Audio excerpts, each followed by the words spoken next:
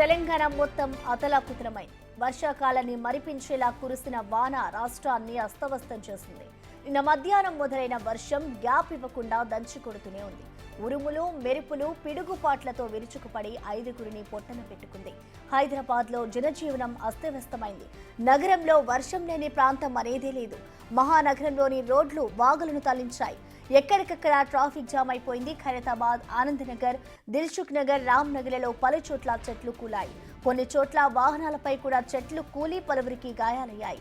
చెట్ల కొమ్మలు విరిగి పడడంతో విద్యుత్ స్తంభాలు దెబ్బతిన్నాయి. దీంతో మలక్పేట్, ఆర్యూబీ నడుములోతు నీటితో నిండింది.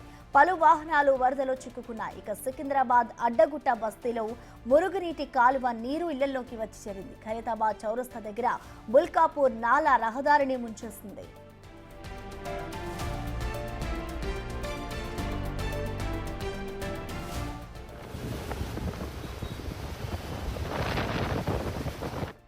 ధాటికి చార్మినార్ పై భాగంలో పెచ్చులుడాయి. భాగ్యలక్ష్మి ఆలయం వైపు మినార్ నుంచి కొంత భాగం నేలరాలింది.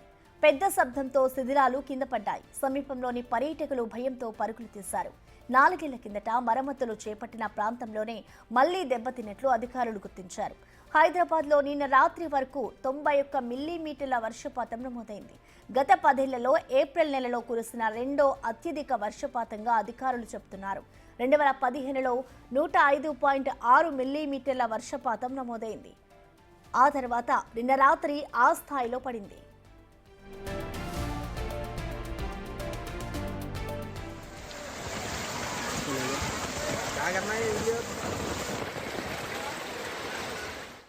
నిన్న కురిసిన వానకు పిడుగులు పడి గోడలు కూలి 5గురు చనిపోయారు.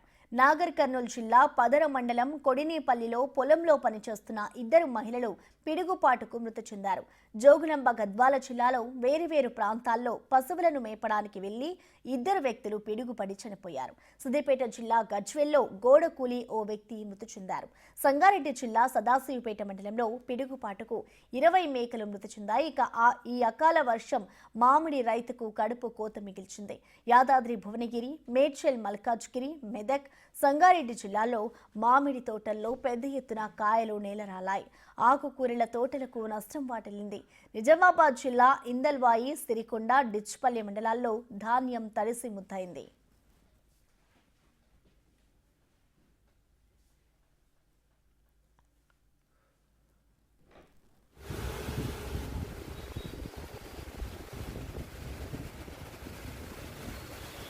ఇవాళ, రేపు, ఎల్లుండి కూడా వర్షాలు కురిసే అవకాశాలున్నాయని వాతావరణ శాఖ తెలిపింది.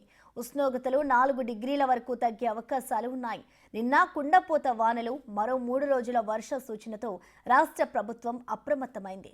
అధికార యంత్రాంగం అప్రమత్తంగా ఉండాలని సీఎం రేవంత్ రెడ్డి ఆదేశించారు. పరిస్థితిని ఎప్పటికప్పుడు సమీక్షించాలని ప్రభుత్వ ప్రధాన కార్యదర్శికి సూచించారు. అన్ని శాఖలు సమన్వయంగా పనిచేయాలని అన్నారు. రోడ్లపై నీటి నిల్వలు లేకుండా, ట్రాఫిక్ సమస్య, విద్యుత్ అంతరాయాలు లేకుండా చూడాలని జీహెచ్ఎంసీ, పోలీస్, హైడ్రా విభాగాలను ఆదేశించారు.